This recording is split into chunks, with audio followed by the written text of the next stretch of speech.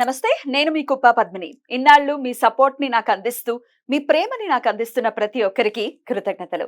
ఇప్పుడు చూడబోతున్న ఈ వీడియో కూడా ఖచ్చితంగా మీకు ఉపయోగపడుతుంది. లైక్, షేర్ అండ్ సబ్స్క్రైబ్ చేసి మీ ఇష్టాన్ని అలాగే మీ సపోర్ట్ ని నాకు అందించండి. అలాగే ఈ వీడియో పట్ల మీ అభిప్రాయాన్ని కమెంట్ సెక్షన్ లో కమెంట్ చేసి నాకు తెలియజేయండి. నమస్తే. జీవితంలో రకరకాల సమస్యలతో బాధపడుతున్నారా? ముఖ్యంగా ఆర్థిక సమస్యలతో సతమతమవుతున్నారా? ఎన్నో పరిహారాలు చేసి అలసిపోయారా? మంచి మార్గం దొరకాలని కోరుకుంటున్నారా? అయితే రండి, విశ్వాన్ని ఎలా అడగాలో తెలుసుకుందాం. లా ఆఫ్ అట్రాక్షన్ క్లాసెస్ మీకోసం మన ఛానల్లో. వివరాల కొరకు సంప్రదించండి. నమస్తే, వెల్కమ్ టు అవర్ ఛానల్. నేను పద్మిని. ప్రస్తుతంతో పాటు ప్రముఖ ఆధ్యాత్మికవేత్త, ప్రముఖ న్యూమరాలజిస్ట్ లక్ష్మీ నరసింహస్వామి ఉపాసకురాలు శ్రీమతి స్రవంతి గారు మనతో పాటు ఉన్నారు. మాట్లాడదాం. నమస్తే అక్క. నమస్తే పద్మిని అక్క, ముందుగా మీకు శ్రీకృష్ణ జన్మాష్టమి శుభాకాంక్షలు అక్క. మీ అందరికీ కూడా. థాంక్యూ. కృష్ణుడు అనగానే ఆనందం అలా ఉండిపోతుంది. డెఫినెట్లీ ఆ స్మైల్ వచ్చేస్తుంది వితౌట్ ఎనీ, అసలు ఇంకేమి మన అప్రయత్న పూర్వకంగా వచ్చేస్తుంది. 5251వ శ్రీకృష్ణ జన్మాష్టమి. అద్భుతం కదా. 5251 శ్రావణ మాసం అంటేనే అసలు అనిపిస్తుంది అనమాట, ఆనందాన్ని మొత్తం మోసుకొచ్చేస్తుంది చక్కగా. రెడీ అయిపోతాం ఆషాఢ మాసంలో పూజ చేసుకోవడానికి, ఆధ్యాత్మికంగా ఉండడానికి అనేది రెడీ అయిపోతాం. శ్రావణ మాసం ఆనందం అంతా అనుభవిస్తాం. డెఫినెట్లీ. అటు లక్ష్మీదేవికి ప్రీతికరం. ఎందుకు ప్రీతికరం అంటే శ్రీకృష్ణుడు జననం తీసుకున్నాడు కానీ ఈ మాసం అంత ఇష్టమేమో లక్ష్మీదేవికి అనిపిస్తుంది. మరి శ్రీకృష్ణ జన్మాష్టమి అందరికీ తెలిసిందే. ఎలా చేసుకోవాలి, వాళ్ళ ఆచారాలను బట్టి చక్కగా చేసుకుంటారు. ఇప్పుడు ఎలా చేసుకోవాలి అనేది కాకుండా ఆ రోజున అసలు ఎట్లా కృష్ణుడికి ఇష్టమైనటువంటి తెలియనటువంటి విషయాలు ఏమైనా ఉన్నాయా మనం చేయాల్సినవి, చెప్తారా? తప్పకుండా చెప్తాను పద్మిని. ఎందుకు అనంటే కృష్ణుడు అనేసరికి నాకేమనిపిస్తుంది తెలుసా, చిన్నప్పటి నుంచి ఎన్ని కష్టాలు పడినా కూడా ఆనందాన్ని పంచడంలో మాత్రం ముందున్నాడు ఆయన. చిరునవ్వును ఎప్పుడు కోల్పోలేదు. ఒక్కొక్కసారి అనిపిస్తుంది, అయ్యో తల్లి దగ్గర కాకుండా అక్కడ పెరిగాడే, చిన్నప్పుడే తల్లికి దూరం అయిపోయాడే, అది కూడా తండ్రే తీసుకెళ్లి వేరే చోట దింపాల్సిన పరిస్థితే. ఇవన్నీ ఆలోచిస్తుంటే అయ్యో అనిపిస్తుంది. కానీ వెన్నది పక్కన దొంగలించినా ఏం చేసినా కూడా చిన్న పిల్లాడు కదా, మన ఇంట్లో పిల్లాడే అల్లరి చేస్తున్నాడేమో అని అనిపిస్తుంది. కాబట్టి మీరు వాసుదేవానంద సరస్వతి స్వామి వారి చరిత్ర కూడా చదివితే గనక, ఒకరోజు ఆయన ఒక నది దగ్గర కూర్చొని ఉన్నప్పుడు ఆయన ఒళ్ళో ఒక చిన్న పిల్లవాడు ఆడుకుంటూ ఉన్నట్ట. ఆడుకుంటూ ఉండి ఆ బొటన్ వేలు ఉంటుంది కదా, వటపత్ర సాయి అంటే ఏంటంటే ఆ బొటన్ వేలు తీసుకుని నోట్లో పెట్టుకుంటాడు. అలా నోట్లో పెట్టుకుంటూ నవ్వుతూ ఆయన్నే చూస్తున్నాడట. అక్కడ నీళ్లు తీసుకోవడానికి అని చెప్పి ఒక అమ్మాయి వస్తే ఆ దృశ్యాన్ని చూసి ఆ అమ్మాయి కళ్ళు తిరిగి పడిపోయిందిట. స్వామివారు అంటే కృష్ణుడు కనపడ్డాడు అనమాట ఆ అమ్మాయికి కూడా. కనపడే వరకల్లా అయ్యో అనే అమ్మాయి కళ్ళు తిరిగి పడిపోయింది. ఇంకా తర్వాత ఆయన అంతా అయిపోయిన తర్వాత ఆ పిల్లవాడు మాయమైపోతాడు కదా, ఇంకా కృష్ణుడే అనమాట ఆయన ఒళ్ళో కూర్చొని ఆడుకున్నది. లేచి చూస్తే అయ్యో ఈ అమ్మాయి చూసినట్టుందని ఆయన గ్రహించి మనోనేత్రంతో అంతా చూస్తారు కదా, అమ్మాయిని లేపి ఈ విషయం ఎవ్వరికి చెప్పకమ్మా అని చెప్పారట. అంటే ఆ గురువు ఒళ్ళో కూడా ఆయన చిన్న పిల్లాడిలాగా ఆనందంగా ఆడుకోవడమే కావాలన్నమాట ఆయనకి. మనం అర్థం చేసుకోవాల్సింది ఏంటి అంటే, ఆనందం ఎక్కడ ఉంటుందో స్వామి అక్కడ ఉంటారు, స్వామి ఎక్కడ ఉంటారో ఆనందం అక్కడ ఉంటుంది అనేది మనం తెలుసుకోవాలి. మీరు పూరి జగన్నాథ్ మూర్తులు చూసినా కూడా చక్కగా ఆ చెల్లెలు సుభద్ర కానివ్వు, అన్నగారు బలభద్రుడు కానివ్వు, చక్కగా చూస్తే గనక ఎంత నవ్వుతూ ఉంటాయి అనమాట, ఆహ్వానిస్తాయి మనని, మీరు రండి అని చెప్పి అనమాట. కాబట్టి ఎప్పుడు కూడా ఆనందంగా ఉండడం అనేది నేర్చుకోవాలి. ప్రేమ బాగా ఉండాలి మనకి, ఎటువంటి పరిస్థితుల్లోనూ మనకి కోపం రాకూడదు. మన రిలేషన్స్ లో గనక సంతోషం అనేది వెళ్ళి విరియాలి అని అంటే మనం ఏం చేయాలో చూద్దాం. తప్పకుండా. సంతోషమే లోపిస్తోంది ప్రతి ఒక్కరి జీవితాల్లో కూడా. అన్ని ఉన్నా కూడా సంతోషంగా లేని పరిస్థితులు ఉన్నాయి. అన్ని ఉన్నాయండి, అప్పులేం లేవండి, హాయిగానే ఉన్నా కానీ సంతోషం లేదు. అమ్మ ఎంత ట్రిక్కీగా ఉంది కలియుగం. అయితే అక్క, డెఫినెట్ గా అన్ని ఉన్నా కూడా సంతోషం లోపించేటటువంటి పరిస్థితి ఉంది. ఒకవేళ ఈ చాలా మందికి 100% ఆర్థిక పరమైన ఇబ్బందులే ఉన్నప్పుడు ఏదో ఆనందం ఉంది అనుకుని ఆనందపడే పరిస్థితి ఉండదు, ఆర్టిఫిషియల్ అయిపోతుంది అది కదా. డెఫినెట్ గా సమస్య గుర్తొచ్చేస్తుంది, ఏముంది ఆనందం అని అనిపిస్తుంది. మరి ఎట్లా ఈ పరిస్థితులు అన్ని మారాలంటే కృష్ణ పరమాత్మ ఎలా మనల్ని అనుగ్రహిస్తాడు, ఏం చెయ్యాలి ఆయన ప్రీతి కోసం? ఒక్కటి మాత్రం వాస్తవంగా నేను చూసేది ఏంటి అంటే, డబ్బు ఉంటే ఆనందం ఉంటుంది అనుకోవడం పొరపాటు, చాలా పొరపాటు అది. మీరు చూస్తే కొన్ని కొన్ని మూవీస్ లో కూడా, మీరు కాంతారా చూడండి, ఆ రాజుకి ఆనందం ఉండదు, అంత ఉంటుంది. రాజు దగ్గర ఏముండదు, డబ్బుకి కొదవే ఉంటుంది, సైన్యానికి కొదవే ఉంటుంది, బలగానికి కొదవే ఉంటుంది కదా, ఆయనకు ఆనందం ఉండదు అనమాట. అమ్మవారు ఆనందాన్ని ప్రసాదిస్తారు. అంటే ఏంటి, మనం అర్థం చేసుకోవాల్సింది ఏంటి అని అంటే, భగవంతుడి అనుగ్రహం ఉంటే తప్పించి ఆనందం అనేది ఉండదు. 100%. నీకు డబ్బు ఉన్నా కూడా ఆయన అనుగ్రహం ఉంటేనే నువ్వు ఆనందంగా ఉంటావు. కాబట్టి ఫస్ట్ ఆయన అనుగ్రహం దేనికి మనం కోరుకోవాలి, ఏది ఉన్నా లేకపోయినా ఆనందం అనేది ఎప్పుడు కూడా ఉండాలి, మన చుట్టూరా ఉండాలి అనేది మనం కోరుకోవాలి. మనం ఆనందం ఎప్పుడు ఉంటుంది, పిల్లలు మన మాట వింటున్నప్పుడు, భార్యాభర్తల మధ్య సఖ్యత ఉన్నప్పుడు, ఇంట్లో ఏ గొడవ లేనప్పుడు, ఎటువంటి నెగటివ్ ఎనర్జీస్ మన దాకా రానప్పుడు. అయితే ఇక్కడ కృష్ణుడికి సంబంధించి ఆనందము అని అంటే మాత్రం వేణువే. అవునా, వేణుగానం వింటే అందరూ మర్చిపోయేవారట, మైమర్చిపోయి అక్కడే ఉండిపోయేవారట, పనంతా కూడా చేసుకోకుండా. ఆ గోపికలు అనుకునేవారట, అస్సలు ఇవాళ వినకూడదు, అతను వేణు వాయిస్తున్నా కూడా ఏం పట్టించుకోకుండా మన పని మనం చేసేసుకోవాలి అని అనుకునేవారట. కానీ ఎప్పుడైతే వేణుగానం వినడం స్టార్ట్ చేసేవారో అక్కడే నిలిచిపోయి అలానే ఉండిపోయేవారట. చేతిలో ఏముంది, ఏం లేదు, ఏం గుర్తుండదు అనమాట. ఎంత అదృష్టవంతులో.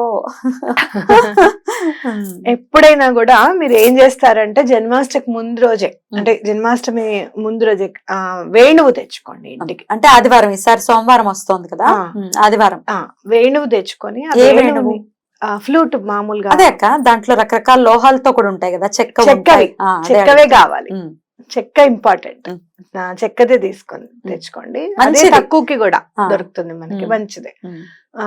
వేణు తెచ్చుకొని ఒక గ్రీన్ కలర్ క్లాత్ లో వేణువుని చుట్టేసేసేయండి.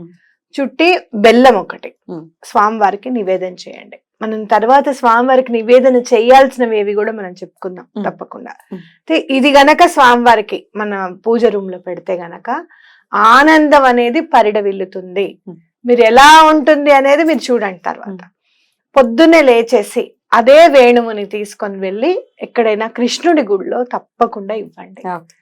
సో ఆదివారం పూజ చేస్తాము, సోమవారం వెళ్ళి కృష్ణ గుడిలో ఇచ్చేస్తాం. మా దగ్గర లేదండి కృష్ణుడి గుడి అనకండి, ఎక్కడ ఉంటే అక్కడికి వెళ్ళి వేణుగోపాల స్వామి అని ఉంటాడు, తప్పకుండా ఆ వేణుగోపాల స్వామికి తప్పకుండా ఆ ఫ్లూట్ ని, తప్పకుండా వేణువుని ఇచ్చేసేయండి.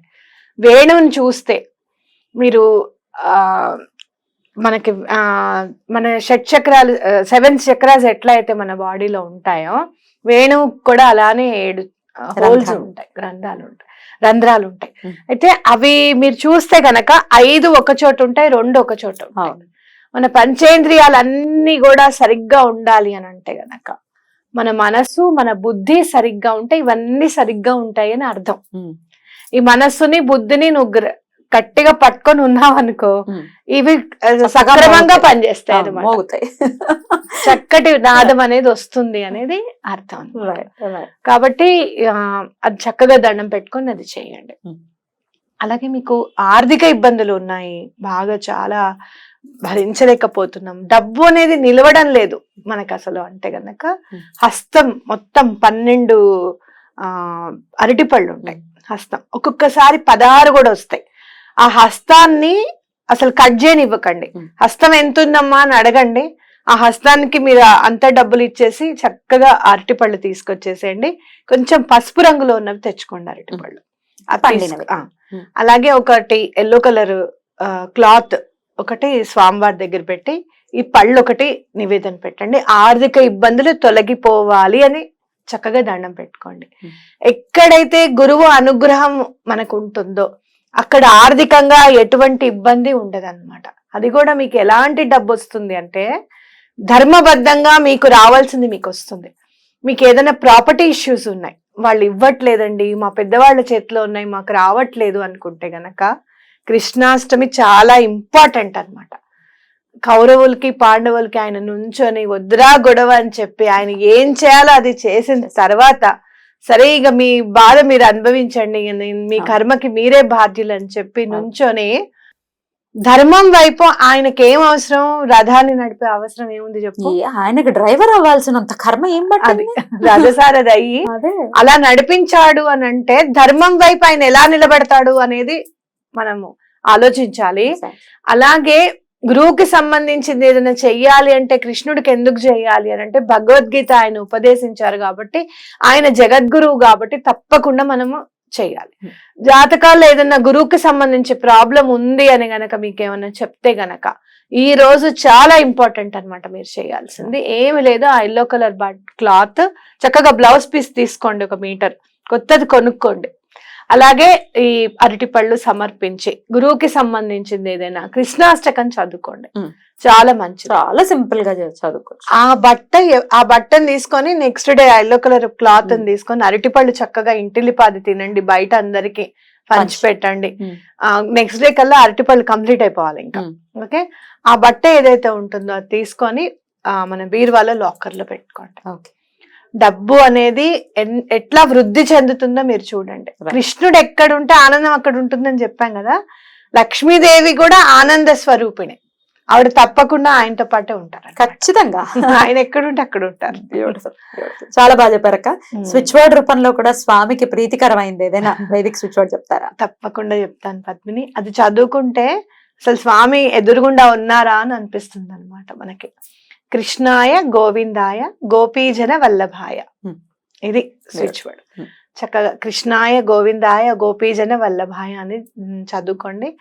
ఎప్పుడు కూడా ఆయన గోవులను ఎప్పుడు కూడా మీరు ఎక్కడ చూసినా కూడా గోవు అనేది చూసారు అంటే కృష్ణుడి దగ్గర తప్పకుండా మీకు కనపడుతుంది. అందుకే దత్తాత్రేయ స్వామి కూడా త్రిమూర్తి స్వరూపం కాబట్టి వెనకే గోవు ఉంటుంది అనమాట. ఆయనకు కూడా గోవు లేనిదే మనల్ని కృష్ణుడిని ఊహించుకోవడం మన వల్ల కాని పని అసలు.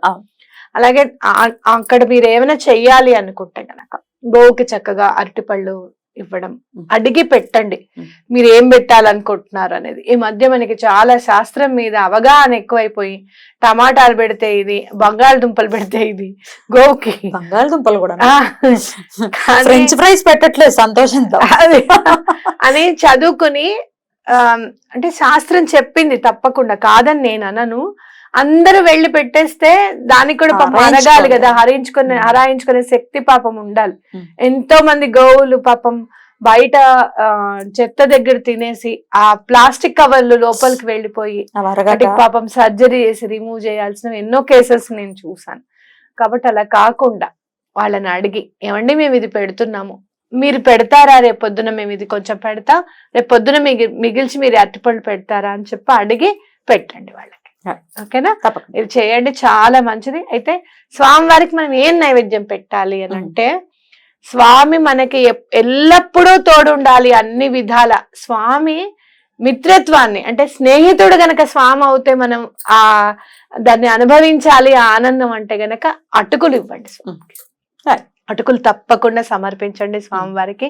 స్వామి వెన్నంటే ఉండు, మాకు తోడై ఉండు, మా జీవితాలని చక్కదిద్దు అని చెప్పి మనస్ఫూర్తిగా దండం పెట్టుకోండి. తప్పకుండా నేను చెప్పాలనుకున్నది ఏంటంటే, ఎవరైతే లడ్డు గోపాల్ని తీసుకొని వచ్చి వాళ్ళ పిల్లవాళ్ళలాగా చక్కగా చూస్తారో, అలాగే ఇప్పుడు మీరు పాలు పెరుగు వెన్న కూడా సమర్పించండి. అది అందరూ చేసే పని, తప్పకుండా చేయండి ఆ పని కూడా.